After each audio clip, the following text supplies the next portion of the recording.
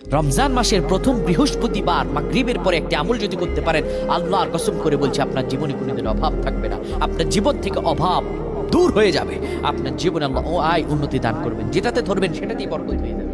যেটাতে আপনি হাত দেবেন ওইটাতে আল্লাহ বরকত দান করবেন। প্রিয় ভাইরা আমার, রমজানের প্রথম বৃহস্পতিবার আপনি যদি আমলটি করতে পারেন, এটি আমার কথা নয়, আব্দুল্লাহ ইবনে মাসউদ রাদিয়াল্লাহু তাআলা আনহুকে জিজ্ঞেস করা হলো, আপনি আপনার সন্তানের জন্য কি রেখেছেন? তিনি বলছেন, আমি একটা কোরআনের সূরা রেখে যাচ্ছি।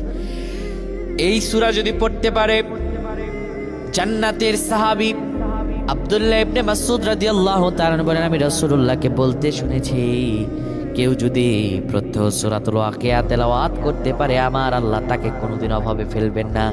আর এটা তো রমজান মাস। আপনি যখন মাগরিবের নামাজ শেষ হয়ে যাবে, কোরআন আল কারীমের 27 নম্বর পারায় অবস্থিত এই সূরা ওয়াকিয়া আপনি তেলাওয়াত করবেন। সূরা ওয়াকিয়া আপনি বেশি বেশি তেলাওয়াত করবেন। এই সূরা ওয়াকিয়া তেলাওয়াত করার বদলতে আল্লাহ আপনার সংসার থেকে অভাব দূর করে দিবেন, অনটন দূর করে দিবেন। আপনার সংসারে আমার আল্লাহ বরকত দান করে দিবেন। বলেন আল্লাহুম্মা আমিন।